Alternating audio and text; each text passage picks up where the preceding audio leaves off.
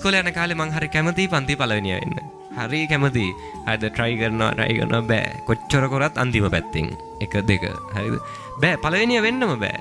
මං ඒ ඊට පස්සේ කල්පනා කරා මේකේ මේ මම නොදන්න පළවෙනියා දන්න මොකක් හරි රහසක් ඇති. දැන් මම මේ කියන කාරණා ටික විශේෂයෙන් දරුවෝ ජීවිතේට එකතු කරගන්න මම කියන විදිහට එක වාරයක් වැඩ කරන්න. හරිද?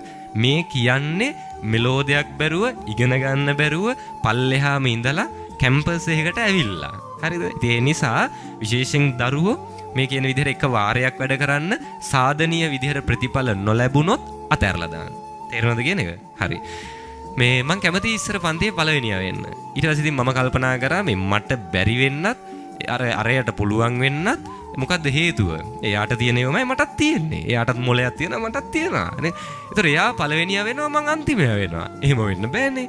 මම කල්පනා කරා මොකක් හරි රහසක් ඇති. එයා දන්න මම නොදන්න. ගියා පළවෙනියා හම්බෙන්න. ගිහලා ඇහුවා බලන්න ඔයා හැම පාරම පන්තියේ පළවෙනියා. ඒතර ඔයා පළවෙනියා වෙනවා මට බෑ. මොකද්ද රහස? කොහොමද ඔයා පාඩම් කරන්නේ? ඇහුවම් පස්සේ එයා මට කිව්වා මෙහෙම ඉතින් මහ ලොකු දෙයක් නැහැ. හැමදාම ගෙදර ගිහිල්ලා හැන්දෑවේ 7 ඉඳන් 8 වෙනකන් පැයක් පාඩම් කරනවා. මේක අහපු මම හිතාගත්ත හරි.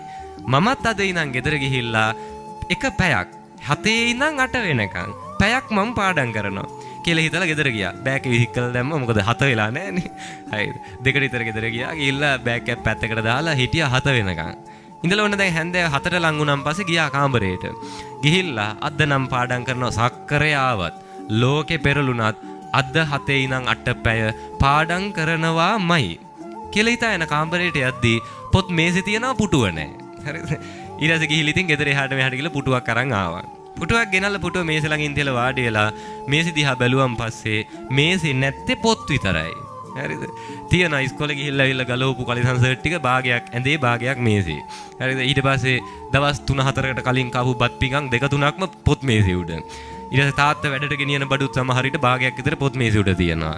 අම්මා කුස්සිය උයනේ වයින් දුත් භාගයට භාගයක් සමහරලාට මගේ කාමරේ පොත් මේසෙ උඩ. දැන් මේක දැක්කන් පස්සේ එකක් මොලේට දැන් මැසේජ් එකක් යනවා. මොලේට පණිවිඩයක් යනවා. අපි දන්නේ නැති වුණාට මොලේ දැන් තේරුම් ගන්නවා මෙතන මෙයාට මේක කරන්න පිළිවෙලක් නැහැ. ඒ නිසා නෝ ටික ටික ඉබේ කම්මැලිකම එවන්නේ. මොලේට දැන් මැසේජ් එක ගිහිලි ඉවරයි. හැබැයි දැන් අදිෂ්ඨානේ තියෙනවා. කවුරු ආවත් පැය පාඩම් කරනවා කියලා හිතලා දැන් ඉතින් ඔන්න මේසෙ උඩ තිබිච්ච අර ලට්ට ලොට්ට ටික පොඩ්ඩක් එහාට මෙහාට කරගෙන පොතක් තියාගන්න ඉඩ හදාගත්තා. හදාගෙන